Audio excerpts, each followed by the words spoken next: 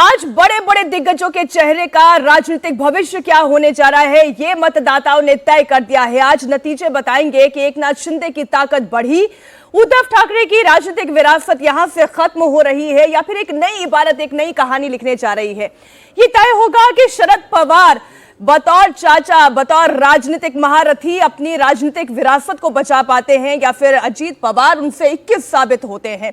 राहुल गांधी और नरेंद्र मोदी, दो सियासी चेहरे। प्रधानमंत्री नरेंद्र मोदी की सियासी समझ, सियासी सूझबूझ भी आज एक बार फिर से इस चुनौती पर है। समीर, हम बात कर रहे हैं नरेंद्र मोदी की, जो लगातार एक है तो सिर्फ एक का नारा देते रहे। नरेंद्र मोदी जिनकी ये राजनीतिक समझ, ये राजनीतिक चाल थी कि अगर पार्टी के अंदर टूट होती है, बंटवारा होता है, तो ये बहुत बड़ा मौका है भारतीय जनता पार्टी के लिए सत्ता में दोबारा आने का। बात राहुल गांधी की भी, जो लोकसभा चुनाव में उन्होंने नतीजा दिया, उसे क्या वो दोहरा पाते हैं या नहीं?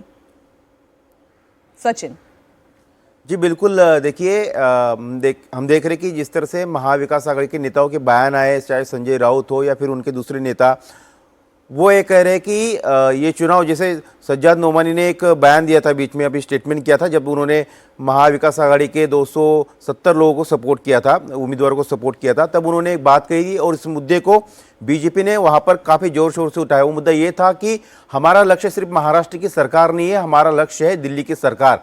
अगर महाराष्ट्र की सरकार यहाँ से जाती है तो इसका असर दिल्ली के सरकार पर भी हो सकता है। और संजय राउत हर दूसरे तीसरे दिन ये बयान देते नजर आए कि अगर महाराष्ट्र की सत्ता चली गई यहाँ से बीजेपी अगर हार गई तो इसका परिणाम दिल्ली तक होगा।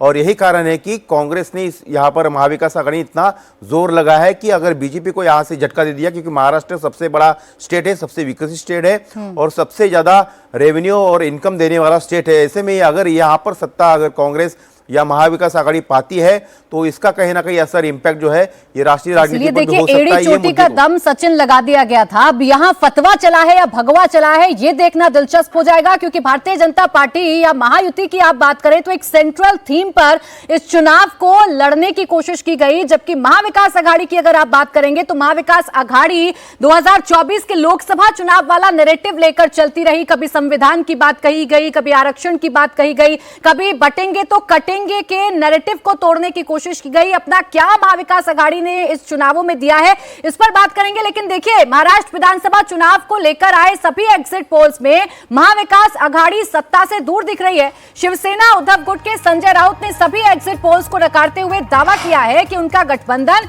160 से 165 सीट जीतकर सरकार बनाएगा। लोकतंत्र में जो मतदान होता है वो सीक्रेट होता है, लोग अपनी बात हमेशा खुलकर नहीं कहते। महाराष्ट्र में इस बार यही हुआ है। कोई आप सैंपल सर्वे 2-4 हजार लोगों का स्टेट में ले लेंगे और कहेंगे ये जीत रहा है, वो जीत रहा है। हरियाणा में कांग्रेस जीत रही थी एग्जिट पोल के अनुसार, क्या हुआ भाई? क्या हुआ? लोकसभा में मोदी जी को 400 पार दिखा रहे थे एग्जिट पोल वाले, सभी बड़े बड़े चैनल वाले। क्या हुआ आप देखिए, 23 तारीख को 10 बजे तक, 11 बजे तक पूरा फैसला आ जाएगा। हम 160-165 सीटें जीतने जा रहे हैं। बड़ा दावा संजय राउत कर रहे हैं, 160 से 165 सीटें जीतने का दावा संजय राउत की तरफ से किया जा रहा है। उद्धव ठाकरे पूरा चुनाव इमोशनल सेंटीमेंट पर लड़ने की कोशिश करते रहे।